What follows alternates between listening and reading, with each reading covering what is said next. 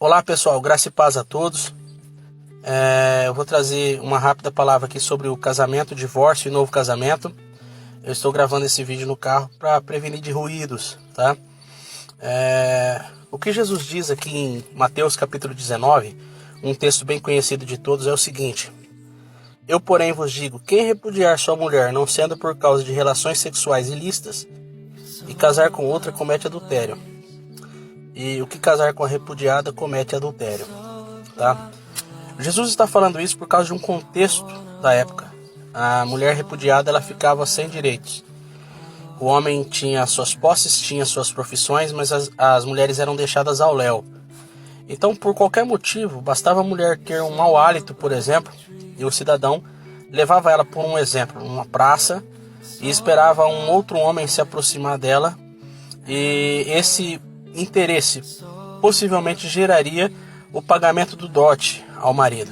Aí o marido então repudiaria a sua esposa e daria para ela o direito de se casar com aquele homem que se interessou.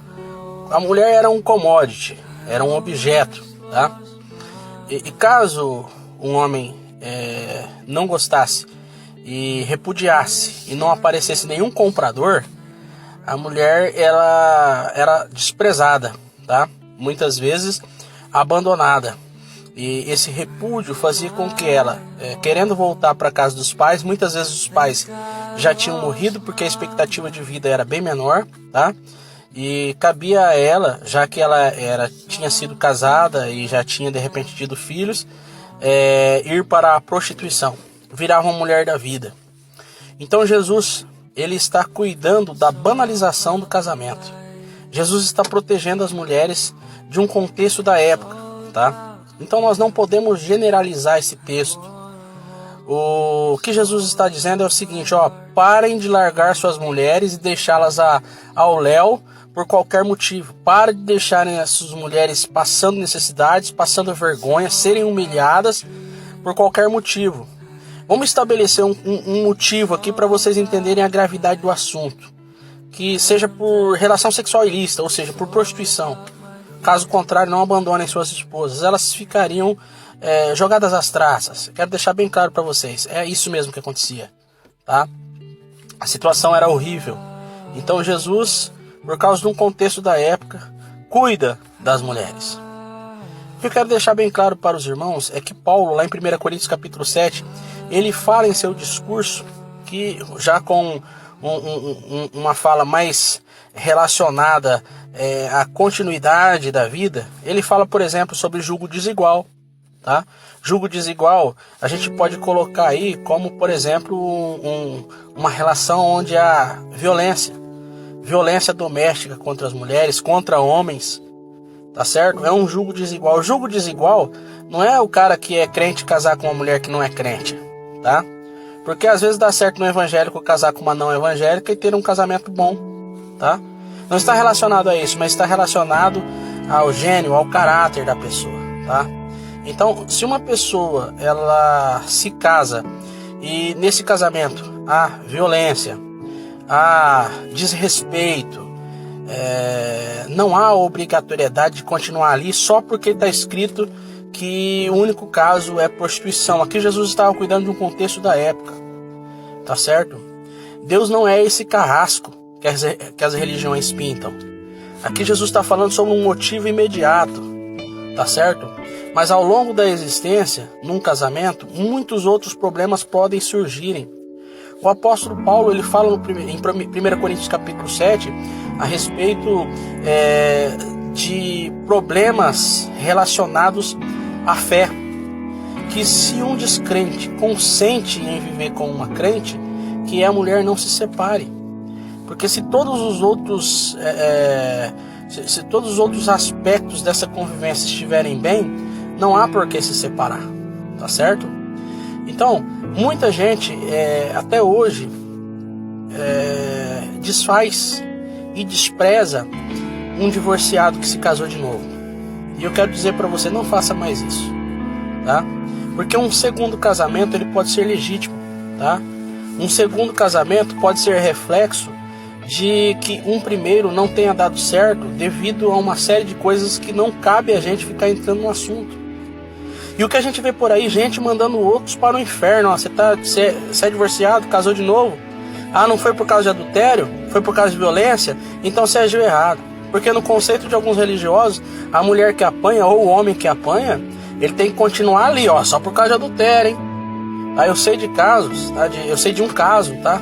Que o homem, ele precisou contrair o vírus da AIDS para romper com o relacionamento, porque se dependesse da religião, ele não podia romper, então ele enlouqueceu. Então, o que eu quero deixar claro para os irmãos é que o assunto divórcio, ele não pode ser generalizado em um ponto de vista somente. Tá? Nós não podemos descartar as pessoas que são casadas pela segunda, pela terceira vez, porque nós não vivemos o que eles viveram. Tá? Se o modus vivendi da pessoa, se o estilo de vida da pessoa, se o caráter da pessoa ao longo de sua existência demonstrar essa incompatibilidade com o casamento, tá? Aí é uma outra coisa. Mas tem muita gente que se casou de novo porque o seu primeiro casamento foi uma experiência de precipitação, foi uma experiência de constantes erros, tá? E agora estão numa segunda tentativa. Não é porque a pessoa é uma sem vergonha. Então não joguem essas pessoas no inferno, porque isso é errado. Nós não podemos generalizar. Nós não podemos incentivar o divórcio. Isso é certo, tá? O divórcio é o último recurso que uma pessoa deve tomar. Eu, como orientador, sempre tenho dito às pessoas que chegam até mim que estão com problemas no casamento: vamos tentar resolver. Vamos orar para que se resolva. Vamos ver as partes erradas. Vamos rever os nossos conceitos. Vamos para o Evangelho. Vamos para a Bíblia, tá? Mas infelizmente, em alguns casos, tá? O divórcio é a medida que deve ser tomada para evitar um transtorno maior, tá? Então, o texto que Jesus aplica, e se vocês acompanharem bem, Mateus capítulo 19, Jesus não está proibindo o segundo casamento. Jesus está proibindo a banalização do casamento, tá? E se a gente for falar de adultério no sentido geral da palavra, uma pessoa, por exemplo, um marido que não provê para a sua família, ele está adulterando o propósito do casamento, tá? Uma esposa que nega, tá, a intimidade ao seu esposo, ela está adulterando o propósito do casamento. Se há maldade, se há violência, se há privação, tá? São motivos reais que, se não forem tratados, adulteram o propósito do casamento, podendo levar, se não for tratado, se não houver uma resolução do problema, podendo sim levar ao divórcio. Então não é todo divorciado que se casou de novo que ele está condenado ao inferno. Isso é um processo que só cabe a Deus na existência, tá certo? Deus não é esse carrasco. A gente não pode julgar todo o espírito do Evangelho, o espírito das Escrituras, por um texto, por uma fala isolada de Jesus que estava resolvendo um problema do contexto, tá certo? Então eu quero deixar claro para os irmãos, aos amigos pastores, aos amigos pregadores, esse é um assunto que a gente não pode fugir dele. A gente tem que encarar, porque tem muita gente precisando, tá bom? A gente não vai incentivar o divórcio, mas a gente também não vai fechar as portas para as pessoas que estão casadas pela segunda vez. A gente não vai falar que elas vão para o inferno, porque no texto não está escrito isso. Tá bom? Deus abençoe. E se tornar inevitável o divórcio, tá?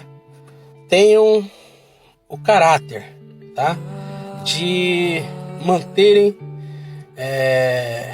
uma relação, pelo menos de brio, com o ex-esposo, com a ex-esposa, tá? Se tiverem tido filhos, que esses filhos eles sejam cuidados, que o marido não gere inimizade com a sua ex-esposa, tá?